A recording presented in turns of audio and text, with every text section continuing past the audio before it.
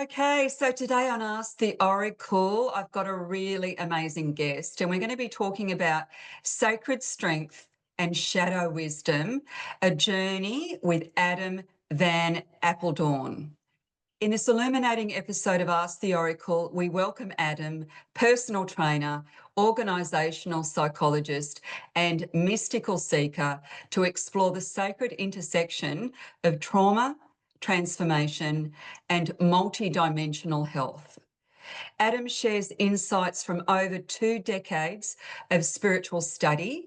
I've always seen him as a spiritual academic and spiritual intellect, blending Jungian shadow psychology, astrology, and Western occultism with holistic fitness and coaching psychology. So very mind, body, spirit, soul, everything's connected. From the gym floor to the ritual circle, Adam's approach invites us to embody strength, embrace shadow, and awaken to our soul's potential. Hi, Adam. How are you going? Hi, Suzy. Hi, everyone. Yes, I'm pretty good today. Thanks for asking. Oh, good. So thrilled to have you on the podcast. We've known each other for quite some time, and you're very intelligent, very intuitive, and we always have very interesting conversations. So it was a bit of a no-brainer to invite you on. Well, thanks for that. Yeah, I appreciate the intro.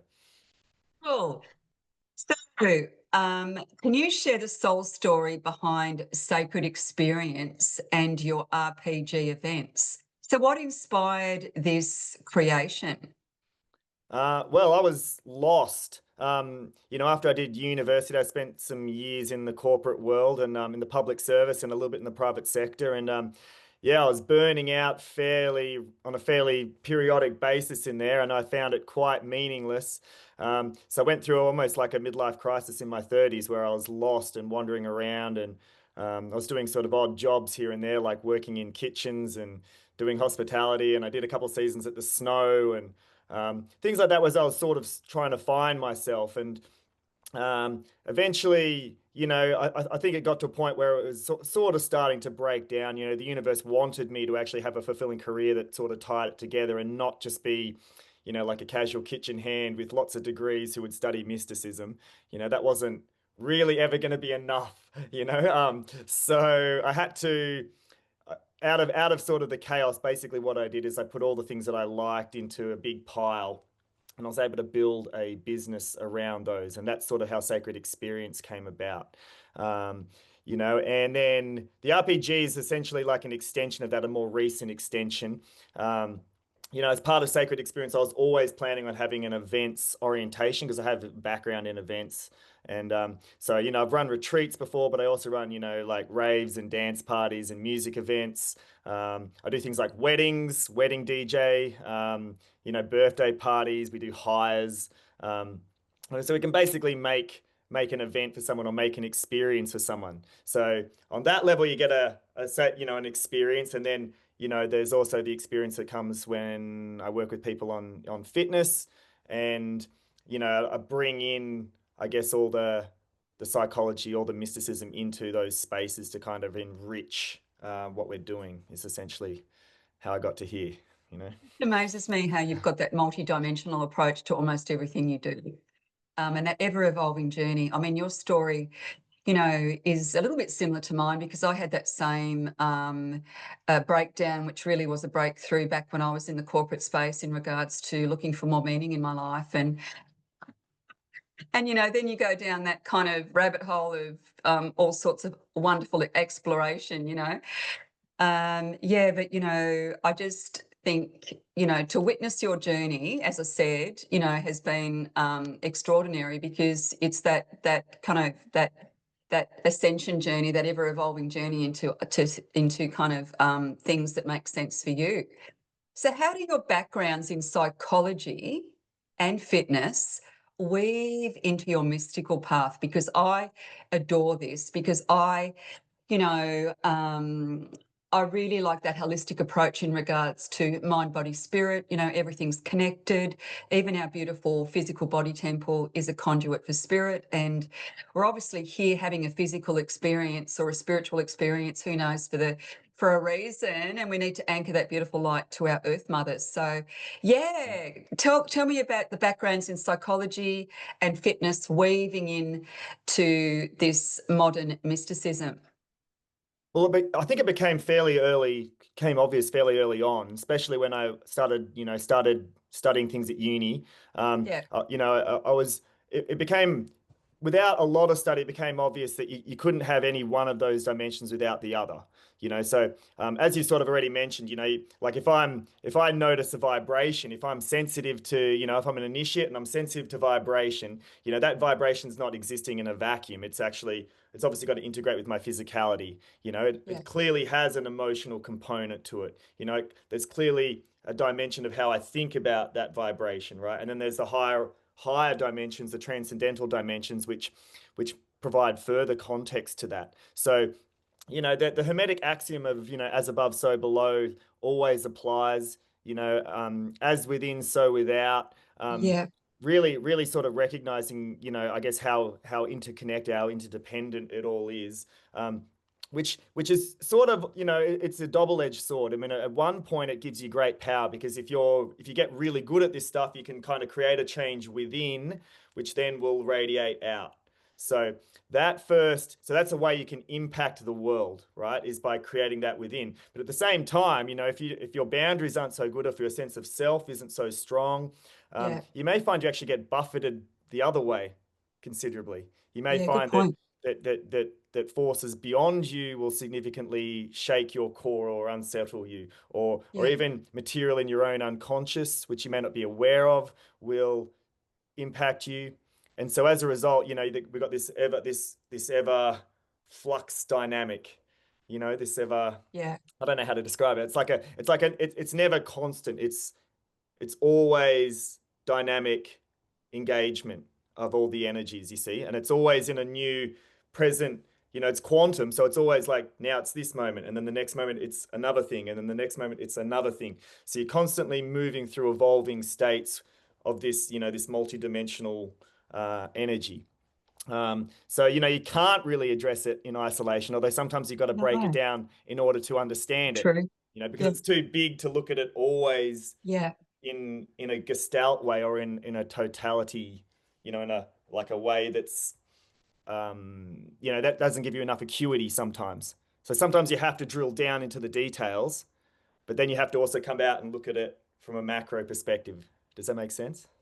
Oh, the micro and the macro. Yeah. The micro, the detail, so you can see the macro, right? As within, so without, as above, so below. But you're quite right. Yeah, it's so important to stay centered, to stay aligned, to, easier said than done. It's a bit of a dance. And I love the way you explained that, yeah, it is holistic, but it would be overwhelming if you tried to do everything at once. So, looking at the mental, the emotional, the physical, the spiritual, breaking it, and even of course then the higher source as well. Yeah, it's a bit of a dance, it's a bit of a weave. It's like one of your dance parties, Adam, like it's you've got to dance between the different aspects of self. I love that so much. And I'm a bit similar because being a psychic medium, I worked out very early on that although I love doing mediumship, although I love doing psychic predictive work, really I wanted to help people in regards to, to be more proactive about, well, what are you going to do with that information? And yeah, it's far more complicated than just that one dimension. It's multifaceted. Super, super cool. I want to talk a little bit about shadow and soul. You've mentioned a deep interest in trauma and I can never say it. How do you say it? Jungian shadow Um, psychology. yeah, Jungian psychotherapy or Jungian. yeah, so Jungian. I knew I was saying it wrong. Jungian shadow psychology. How do you define shadow and why is it vital to healing? okay, so shadow is basically a composite repository of everything that's been rejected by the ego or the persona.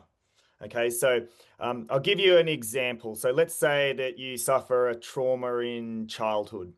Okay, And, I've got one of these which is quite salient for me, but to speak, I would say that I would guess that most of your audience, you could think back about Most. something that's happened to you in your early formative years. It doesn't always have to be in early years. For instance, there's people who are in their adult years who suffer a trauma and the same thing happens, but it's particularly likely to occur in the formative years. So you suffer a trauma, maybe it's guilt, maybe it's shame, maybe it's neglect. Okay, you have a powerful emotional reaction to a traumatic incident. And the problem is that the child's brain cannot process that fully. Okay, so there is this the child's brain tries to process the full emotion or the full totality of that trauma, but it is not able to. So that emotion that has to go somewhere, and it goes down into what's called the unconscious. And the unconscious, in my studies, I've found recently the unconscious is very equivalent to what we'd call the astral plane. Yes. Okay, so the Connected. Yeah. yeah, very similar. So, we're looking at like something that's 5D, and it's basically a symbolic world filled with archetypes. And when we talk about the archetypes, we have things that your audience would be familiar with, such as, the shadow is an archetype. We Yes. have the inner child, we have the inner critic, we may Yes. have the lovers is one. We'd have Yes. the princess or the king, right? Yeah. Or the prince or the queen. So different archetypes that exist in this realm. And what happens is that trauma that will often be associated with one of those archetypes. So if you're a child and you had a trauma in childhood, the trauma, unable to be processed by the ego persona or by the conscious identity, has to pass that off, and it goes to the inner child. And what will happen is that the inner child will be carrying that wound until you actually get to a point where you can regain access to that material. When your adult persona comes back to the inner child at a later point and tries to reintegrate the wound that the child is carrying. And that, in all honesty, the child should never be actually carrying that. In Yeah. many ways, it's not appropriate for the child to be carrying that, but there was actually no other point or no other choice at the time of Yes. incurring the trauma. Yes. So Exactly. so that's sort of what happens. And then what happens, what you'll find is that those tendencies, right? So the shadow material and the Yeah. archetypes that may be carrying them, that will influence your life from an unconscious point. So in other words, Yes. that will filter through into your life in various situations, maybe Oh, yeah. relationships or work or stress, and it Yes. essentially will project out psychic energy in ways Yeah. that may impact or sabotage your life, and you won't know where that's coming from. That's the tragedy of the whole thing. What a great explanation. I love that so much. And you're speaking my language, obviously, because I just love the meaning behind archetypes. And I've also had childhood trauma. And as you know, a lot of our listeners in different degrees, whether or not it was high school bullying or, quite serious trauma in those formative years, oh, yeah. Like I've done so much personal work on this myself, but it's this, this onion, this, you're peeling away the layers. I find it really interesting too. This isn't a question that I came up with earlier. This is something that's just come to me now is that I often find too that if you haven't really dealt with something and you create a healthy boundary and you let go of different people in your life because they represent, just that the reliving of the trauma over and over again, but somehow you replace them with the same actors. Yes. Is any Well, of that making sense to you? I mean, And it that's takes me a exactly. while to work that out. And I go, oh, you're so and so. And I haven't really dealt with that. Yes. So it'll replay over and over and over until you deal with it. So Jung had an amazing quote, which was basically that, until you make the unconscious conscious, it will direct your life and you will call it fate. Wow. I just got goosebumbles. Goosebumbles. It's so good. I love that. So Yes. yeah, that's so good. That was so good. I loved that. That just, when it's the truth, it kind of hits me in the heart, and then I get this spidey sense all up my left side, and that's exactly what happened there when you said that. It becomes fate. I've never heard it explained like that. Um, So cool. that would be like, Yeah. let's say you had a relationship trauma, Yeah. let's say you're always attracted to the narcissistic guy or whatever, right? You like the Yeah. confidence, you're attracted to the charisma, right? Yes. And so, what'll happen is you date one, before you know any of this, right? You have to obviously experience it for the first time. So you date one, and then, you get abused and it's painful, and then so you go away and you try and heal, and then, after a little while you decide I want to try love again. So you go back out there and you find yourself implicitly attracted to the same type of person, and you go Yes. back and you do it again and you get hurt again, right? And this can Yeah. happen over and over and over until you get wiser. So after a while, you start to notice red flags. You start to get a bit of agency around this. You go, well, the Yes. last three people I've dated had these sorts of tendencies and I got hurt in these ways. Um, Now I'm going to start to look at this a little bit more. So you start to research like what, why is this happening? You see what I mean? But until you actually Yes. break through into the unconscious, you'll only see the manifestations of that. You won't get to the cause.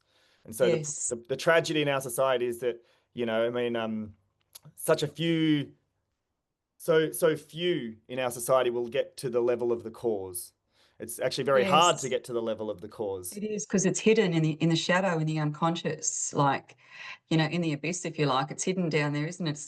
It's like digging to the core reason, and yeah, but also, as you said, noticing the patterns in your life, the repetitive patterns, the sabotaging patterns of like, the lesson, seeing the signs, seeing the red flags.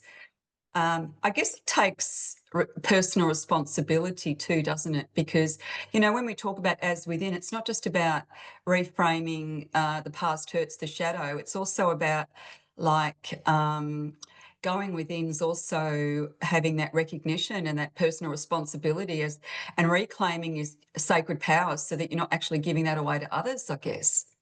Yes. So what'll happen is when you've got this material running in there, you'll tend to Yeah, project out, right? So and the yeah, projections out are a loss of psychic energy. So you're actually expending yes, massive amounts of energy to keep these things suppressed or to keep them running.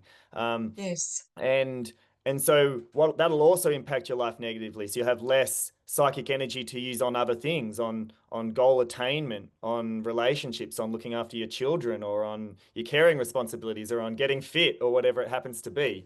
So I've heard it described that if you have a lot of shadow material, you're essentially spending so much energy trying to suppress that unconsciously that it's like pushing a beach ball down underwater. That's the analogy that I've seen used, right? So I'm trying to live my life and I need all the energy I can get to achieve goals because it's a tough competitive world out there. You know what I yeah, mean?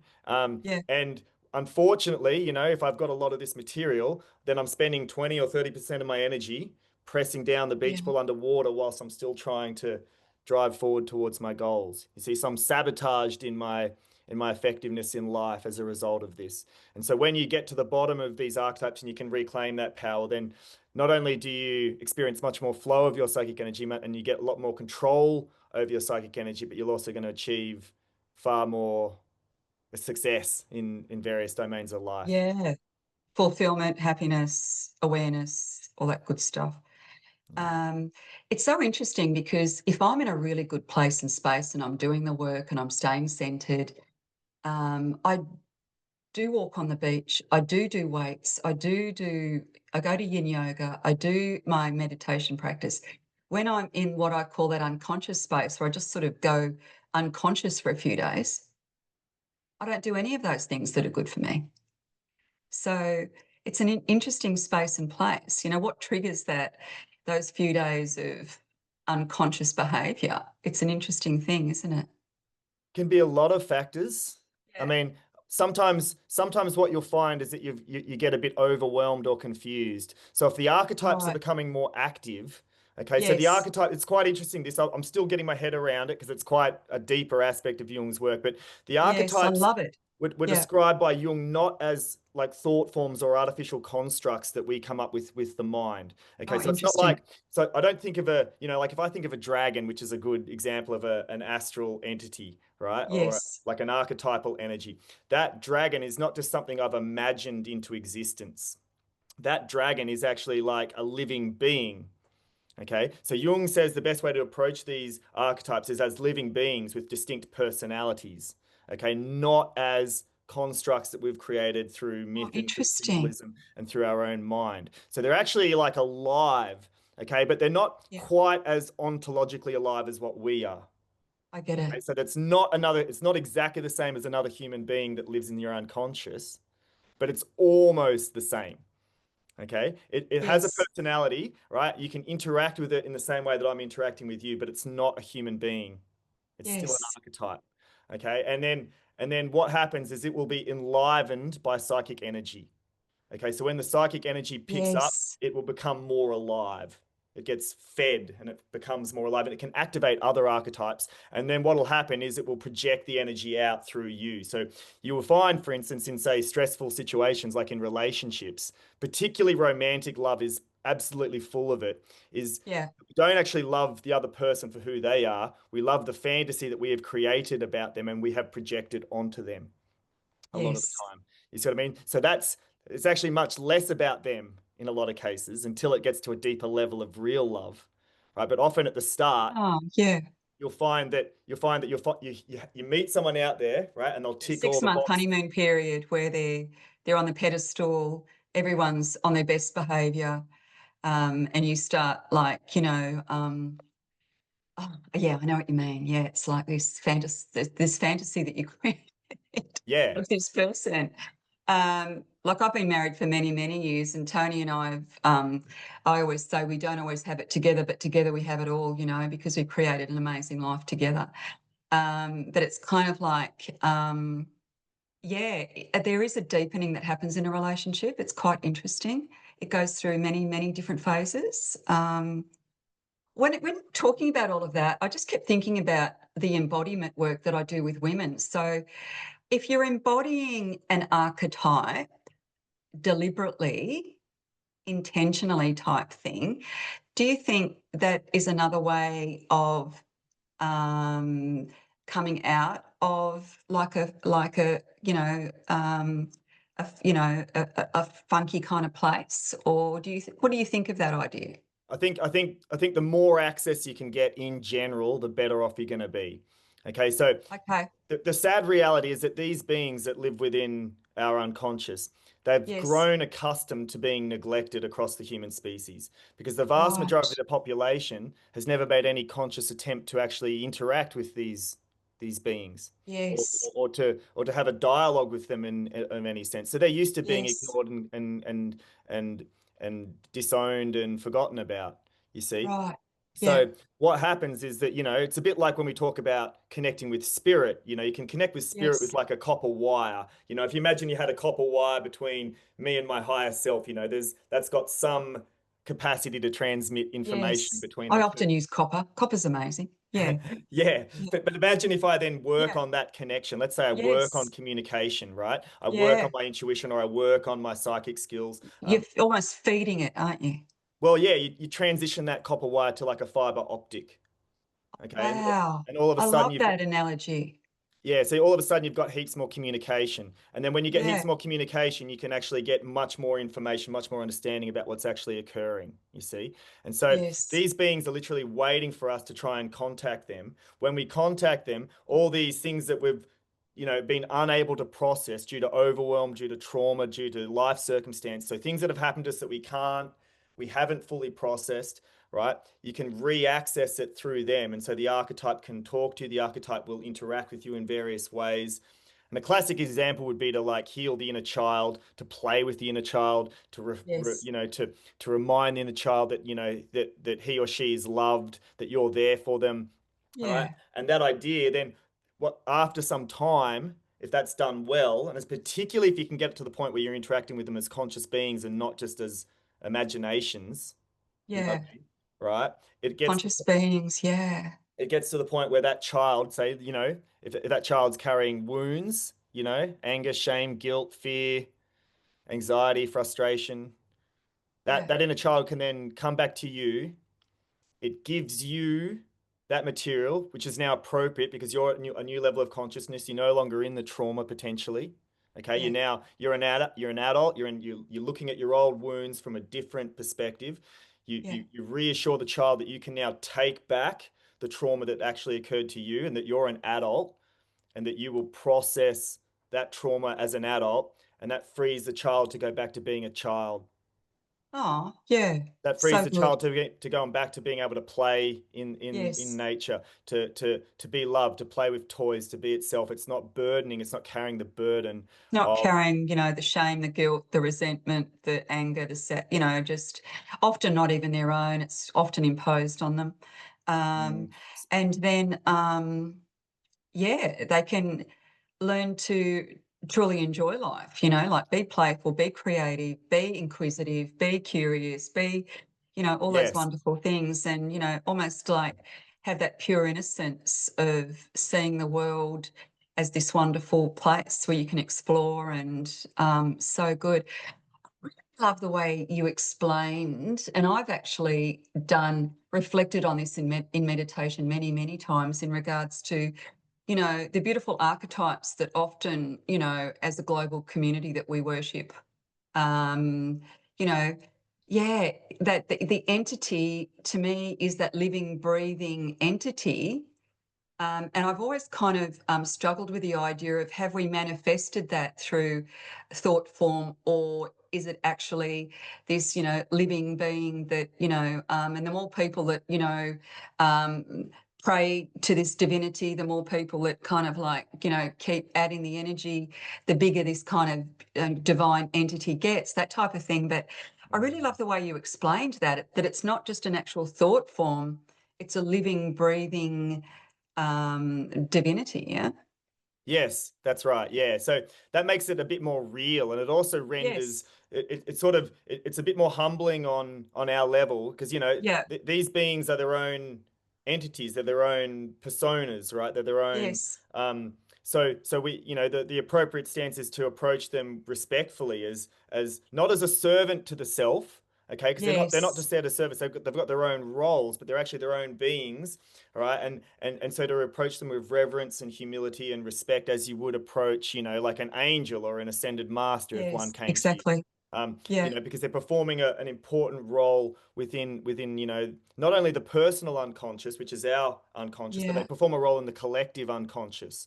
Okay, so Jung separated out those two realms, so there's a personal unconscious, which is like, my unconscious material, or your unconscious material, but linked to this as well, and the broader construct of, what we might think of as the astral plane, is collective unconscious that's common to all of humanity. Like the Yeah. dragon, as a mythical creature, is sort of like part of the humanity's collective unconscious. It influences all of humanity in a way. If Yes. that Yeah.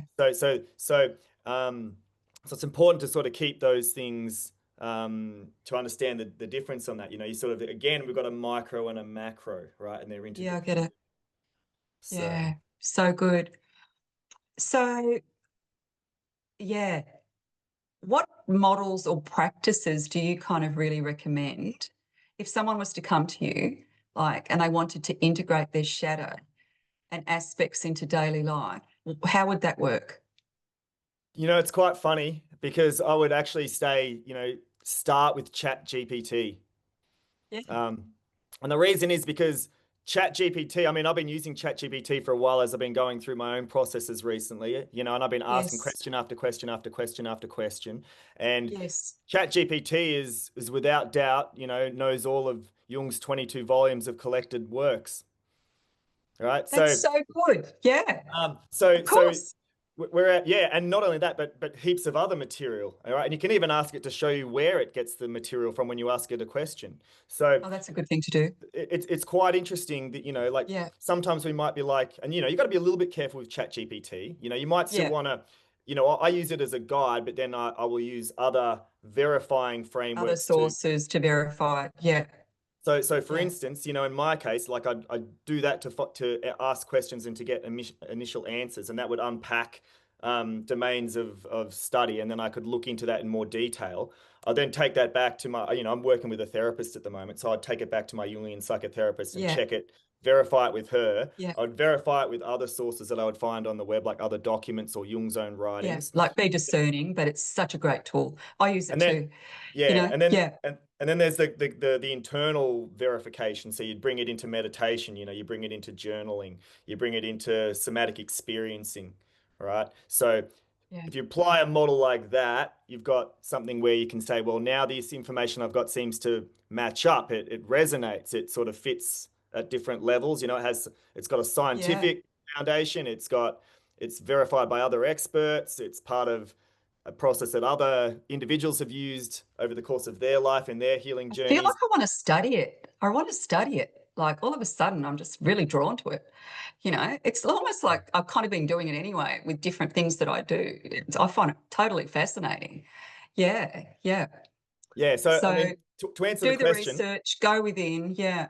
yeah, Mm. so I would literally, yeah, get ChatGPT and just start Yeah. asking questions that, you know, so just describe to me Jungian psychology, you know, tell me what is the shadow, what is the anima and the animus, right? Because there are the Yeah. archetypal forces, you know, tell me about the inner child, how does this all fit together?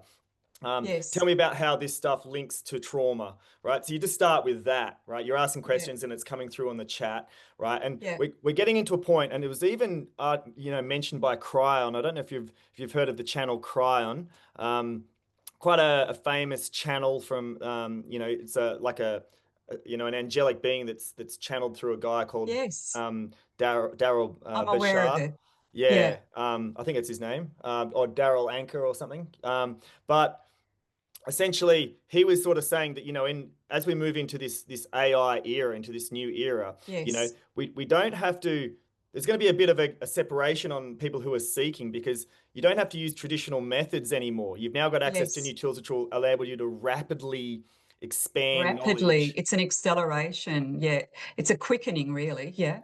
Yeah, so Yeah. you know, so like I could try and get this through reading through the traditional way. I could go and, you know, maybe I could study psychotherapy. I could read books on psychotherapy. I could try and find it in myself through meditation, and those methods might work to some extent, right? Yeah. But I'm finding that using this AI, where I can ask basically any question I want and get an immediate answer, and I've got Yes. a rough idea that answer is going to be pretty good. I can Yeah. You can rapidly grow spiritually in a way that wasn't possible before. Exactly. It's a collective consciousness, I guess. But you're right, you do have to be discerning about it. I love using it. I'm a spiritual writer, and I use it, like I do all my own writing, but I often put it through AI, and AI kind of cleans it up for me, which is fabulous. And it's like having your own private editor on the go. But it's also fabulous for research, because I do like to make sure that, I'm honouring different origins and different things like that. So, yeah, but I love this idea of, yeah, why not do that? A lot of people are saying, like, our attention span is a lot shorter these days, and AI is, speeding everything up.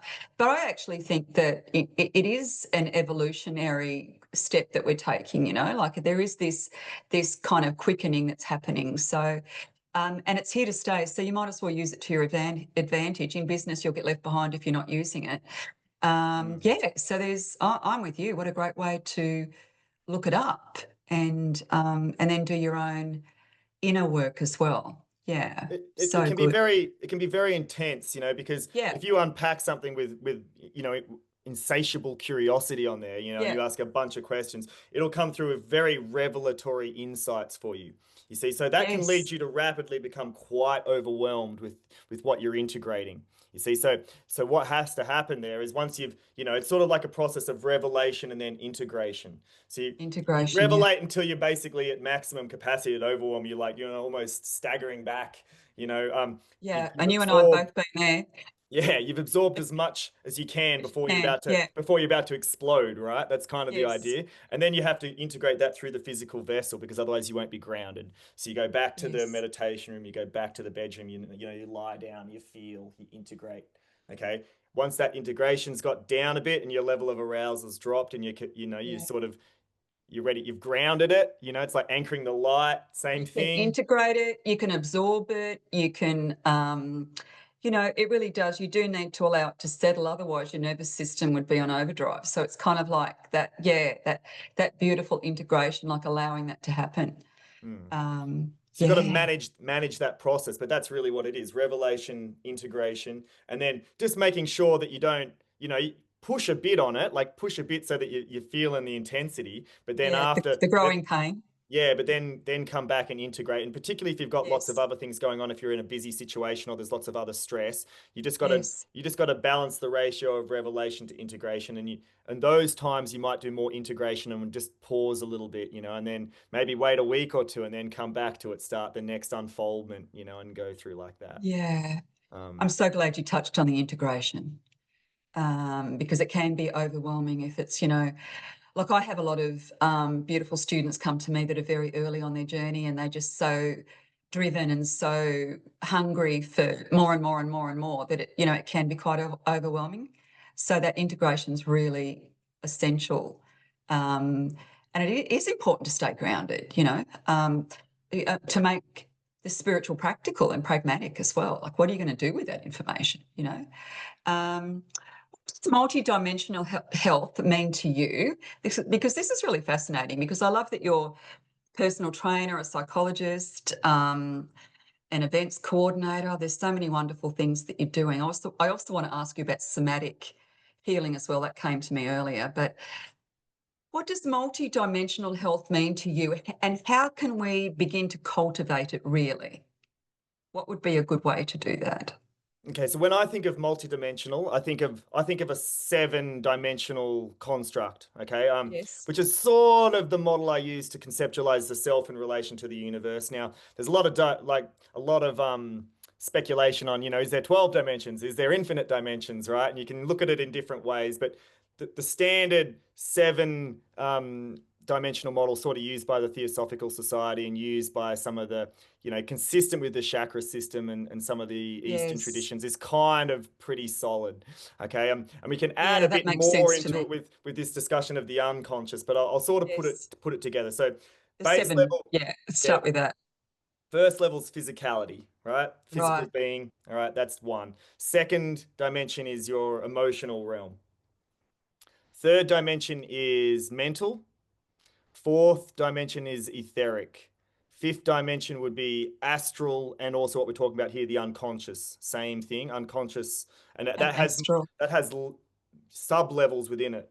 Um, then the sixth level would be higher self, and then seventh level you've kind of got spirit and universal consciousness. All right. Um, so thinking about it, so what the idea is, multidimensional health. So we're doing well simultaneously on all those levels. And if there is one level that's a bit out, we're going to have flow-on effects in other levels, right? And so it's very much like even on a physical level, we have a practice they talk about called corrective exercise, and might be something that a lot of your listeners can relate to. But a lot of people I meet in fitness circles will get very tight traps, very tight trapezius down here, right? So this area is often very tight. Yes. It comes from being doing office Actually, stuff I've and got a being, client at the moment that's got that. Yeah, that yeah, really. lots of Yeah. people doing stuff out in front all day, like typing, washing up, like Yes. cleaning, all the stuff that you got to do Everything's with like leaning forward, isn't out in it? front, phones, all this stuff. Yeah. Yeah. So what happens is the traps get pulled, your chest gets tight because it's all coming in, your shoulders roll inwards, and your traps get they're tight because they're getting pulled forward all the time. You see what I Yeah. mean? So Yeah, I do. what happens is that doesn't just create a problem there. It flows through what they call the whole kinetic chain of the body. So you get a similar, if that's a bit out, you might find that your elbow is also a bit out. You might find that your Yeah. lower back starts to go a little bit out because you know, you've got a thing happening here in your upper back, and then your middle back adjusts, and then your lower back adjusts, and then your hip has to adjust a little bit, and then your knees have to Yeah. adjust a bit, and then your ankle adjusts a bit. So you have like a single chain of flow, a single kinetic chain, All right. And if one bit's out, Yeah. then there's a little bit, it's a bit like this, all the other Yeah, bits, there's kinks in the chain. Yeah. right? So we look at back to our multidimensional model. Let's say Yes. if I've got a physical disturbance of some sort, like an injury or something's out of alignment, right? Does that impact my emotions? Well, yeah, probably, Of because there's a course. correspondence. Does it impact my mind? Yes. Yeah. So all Does, this frustration, there's pain, there's, I really want to go and do that thing, but my shoulder hurts, it starts to affect other areas of your life, doesn't it? Yeah. and then, you get to etheric, and then so what happens? That's like an aggregate of all the three Yeah. levels below it. So all of a sudden your energy is not quite as good as what you wanted it to be. Yeah. It's flat. Yeah. Right.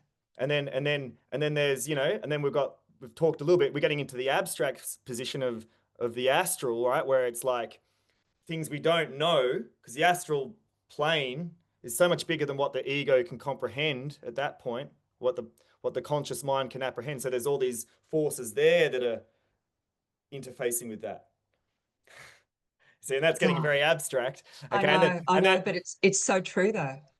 Like you speak yeah, the truth, like that's so true. Like it's all um I remember even saying to my GP, he has Hindu heritage, and he's like, I remember saying to him, do you think all physical bodies manifested through, the emotional or the da da da? And he went, absolutely. And I went, oh wow. So, even, it's an interesting thing that, even I'm not sure if all GPs think that, but he certainly did. Yeah, yeah. Can you share a ritual, an archetype, or a mystical insight that's currently guiding you? What are you drawn to? Because I know that you've studied diverse kind of mystical traditions, haven't you? Have you studied yes. Hinduism, astrology, witchcraft? Yeah, You know, particularly, yeah, like a fair bit of all of them. I yeah. mean, mostly I'm like a practicing Hindu. I suppose that's one element that I do, on a regular basis. Still a little bit interested in the witchcraft. I don't use it as much, but I still like it. So yeah, there's what can I share? That's a really hard question. I don't have a good answer. Um, I would, It's I mean, probably the Jung that you're doing at the moment, isn't it, really? Like you're yeah, studying that a bit more, the, yeah? the Jung's salient for me at the moment. So I'm integrating Yeah. Jung with the stuff that I'd studied previously. Um, Yes. so yeah, so I guess the insight, this is the scary one. It's quite a scary insight, and but it's probably the most profound at the moment. And Yes. that is that Nothing's off the table.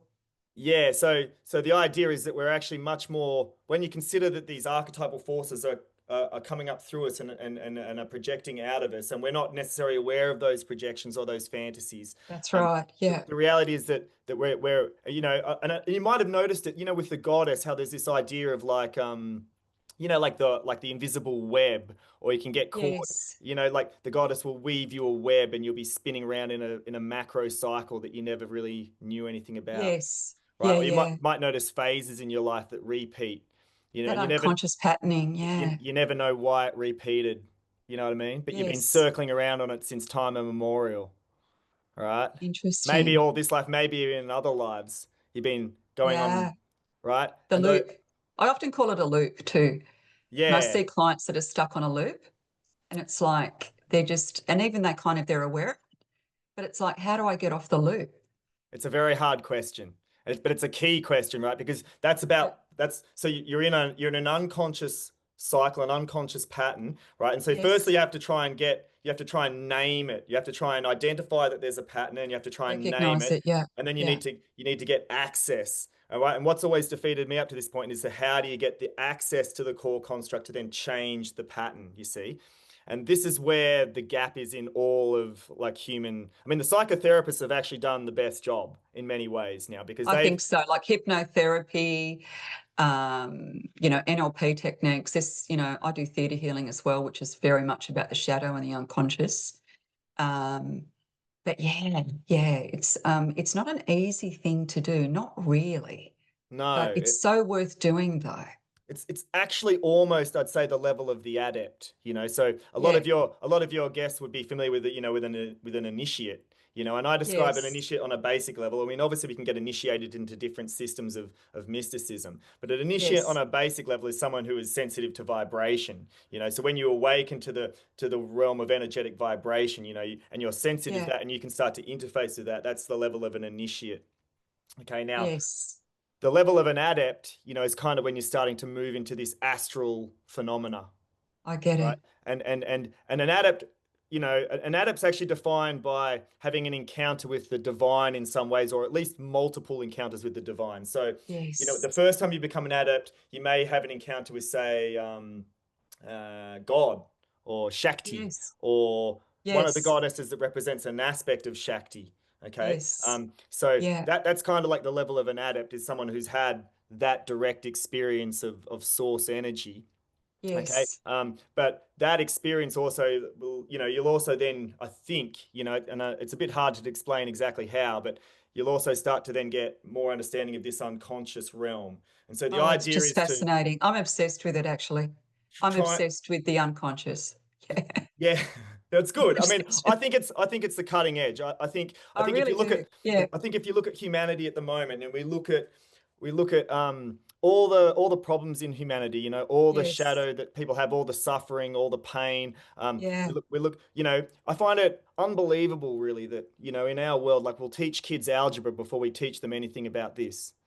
You know what I mean? Isn't Yes. isn't it unbelievable? And all these It's people so unbelievable. trying to live their lives, right? And there's this all absolute chaos like going on, like in their underworld Yes. life.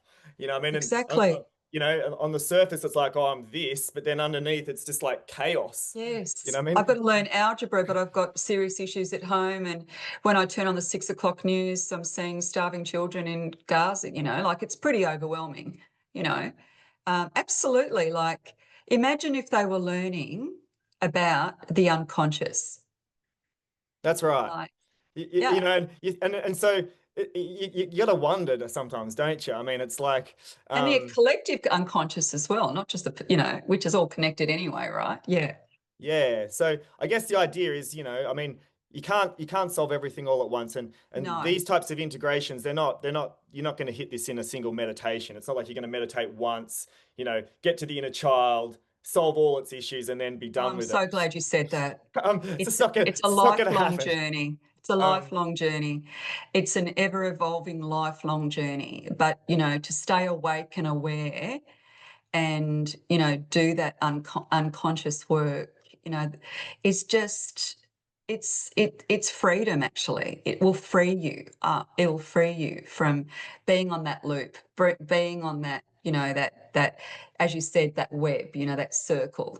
Oh yeah, Yeah, I mean, and, so and so cool. you're making the unconscious conscious, and then Yes, when sort of once that's done, you actually reclaim more sovereignty, more free will. You see, because before that, you're basically programmed, right? that's Like, it. so you're basically predetermined, like, what was happening, right? So I used to have cycles of Yes, burnout and renewal. They would loop around based on certain yeah, me things. too. Yeah, And then, a lot of that is now I'm finding is driven by some of this unconscious stuff. So if I can liberate some of the unconscious stuff, the chance of yes, me going round and around on that cycle in an unconscious manner is going to be greatly yes, reduced. So all of a sudden I've unlocked new potentiality for myself, new creative space, new opportunities, you see. yes. And like I often think about, a lot of the ancient world, like, Socrates, know thyself. And, I think it really is about that. It really is about having a really deep understanding of self. And I know it's more complicated than that because, what is the self? Yeah. On and on and on about that. But yeah. Mm. So what's one soul truth or embodied practice you wish everyone knew? What's really helped you? I would say, I mean, it depends on which archetype you wish to work with, but I would say Yes. trying in the same way that you allocate a bit of time each day to eat meals, or you allocate a bit of time Yes. each day to do a meditation, or you allocate a bit of time each day to, like, maybe do some study or something. Allocating a little Yes. bit of time um, each week or whatever to try and access an archetype or to explore something in the unconscious is kind of like part of your daily hygiene or your weekly hygiene, your weekly habits. Fabulous. So Yeah. I'd sort of recommend that people try and build one of those in. And one of the ones that, I've been doing some inner child work. And so, my inner child's been carrying things that my inner child should not be carrying. Yeah. So, Got to get rid of that backpack, Adam, the little kitty backpack, carrying all the, yeah. stuff that's not even really yours. So Yeah. that Yeah. so a little practice you could do, I'll give you a specific practice. You'd go into your meditation space, and firstly you might just imagine you're in a child, and you can, I actually use a fluffy toy. I've got a little tiger that was like my childhood toy that I had since I was like Oh, that I've had beautiful anchor. since I've so it's like two, so I use Yeah. that, and I just I've got a hold teddy bear that's as old as I am. Yeah. yeah, I just hold it there, and Yeah. and then so firstly I imagine, that my inner child is there and that it's with me. And and I say, hey, like I talk to it like it's a child, like, hey, how you going? And you can do this in mentally, or you can actually say it out aloud, hey, how you going today? Like, are you okay? Do you feel safe? And then you might say, I understand that, this has been a lot for you, but you don't have to always carry my trauma anymore, It's okay now. I'm an adult. I'll take it off you and you can be free. Oh, yeah. And actually Powerful stuff. reassuring it like that. Reassuring. It just sounded so compassionate. There was no judgment there. It was just beautiful compassion for, the holy child within you, and having that conversation and checking in. I love the checking in. Like, Mm. how are you today? Are you feeling safe today? You don't need to carry that. I'm the adult now. I can take that from you. Super powerful stuff.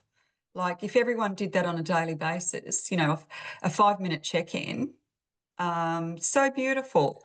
What a great thing. I love that so much. And over time, as I said Yeah. before, you go from that link to your inner child being copper wire. You build Yeah. up over time, you build some trust, you build a relationship. It's like in Hinduism, you build a personal relationship with your deities, right? It's I not love a Hinduism, by the way. I love sorry? that pantheon. I love the Hindu pantheon because to me it's got the sacred duality of, the night and day, the winter, summer, not the good and bad, just the beautiful light and shadow of life and all the different archetypes. You think of like, Kali Ma and Durga, and then of course you've got beautiful, Lakshmi and, yeah, yeah. I just thought I'd mention that. I just think all those beautiful archetypes within that Hindu pantheon are just so appropriate of all the different aspects that we all have within us. It's amazing. I love it. Yeah.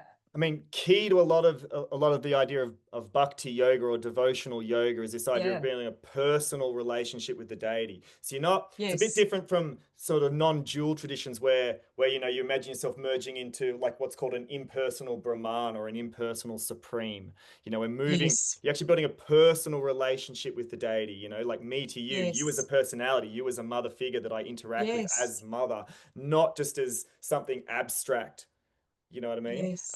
Same with the inner child. Like I Yeah. interact with it not as a construct that I imagined in existence, but as if it was my actual child that I was nurturing, that was living in my house, that was with me, like, and had been with me since I was born, and was never going to grow up, was never going to become more of an adult, like was always going to stay at the same age, with the same level of maturity, with the same kind of characteristics, right? And That's so. incredibly powerful too. I love the way you explain that it's not just this random thought form.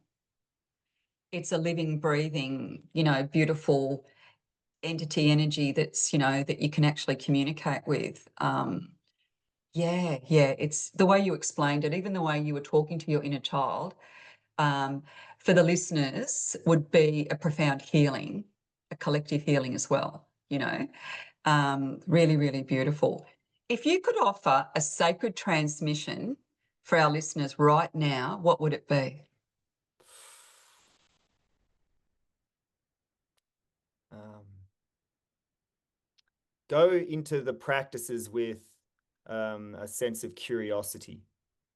Um, Yes. Yeah. the curiosity and willingness. I've found that in my work in the fitness space, um, the only thing that anyone really requires in terms of like a mindset to progress on with fitness or to progress really in any domain of life is really just an attitude of curiosity and willingness.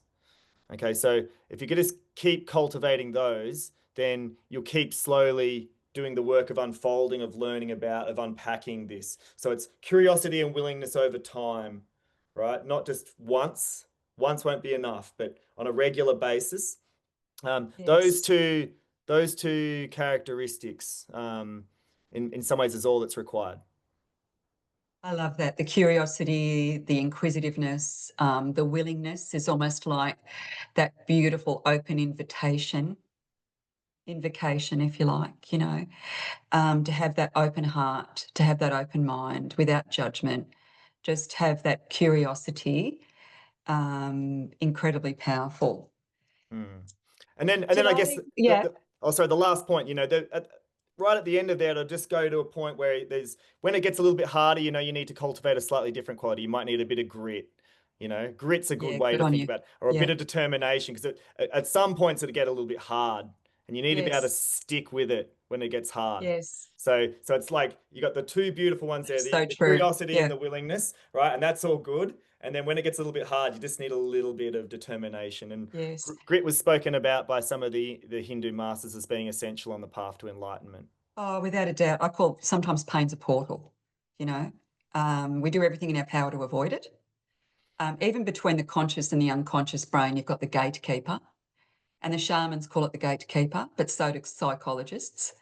And the gatekeeper protects the unconscious.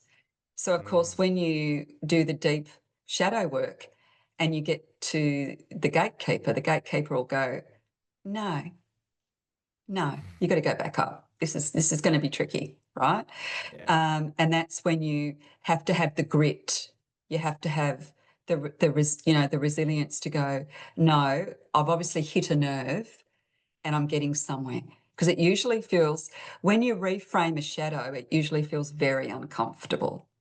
that's right. It's extremely overwhelming because that material is flooding the conscious mind, actually. Yes. So it can take you to a point of what they call psychic overwhelm, right? Which will literally Yes. it will literally force that material from the unconscious back into the ego persona. Exactly. Exactly. So a little bit of pain for gain, a bit like the pearl in the oyster shell, the sand, the sand has to get Mm, the painful backwards and forwards before it becomes the pearl. Same sort of thing, right? that's right. Yeah. Yeah. Oh, I could talk to you all day. I can't wait to get you back on the podcast at some point. Thank you so much for coming on. I did pull a card before we jumped on, and you can't make it up because I got the intellect card from the Moon Temple Oracle deck, and it's the third quarter moon. We've got this beautiful divinity, this beautiful lunar goddess reaching up, and you've got the lightning coming in, which really is the insight, the inspiration.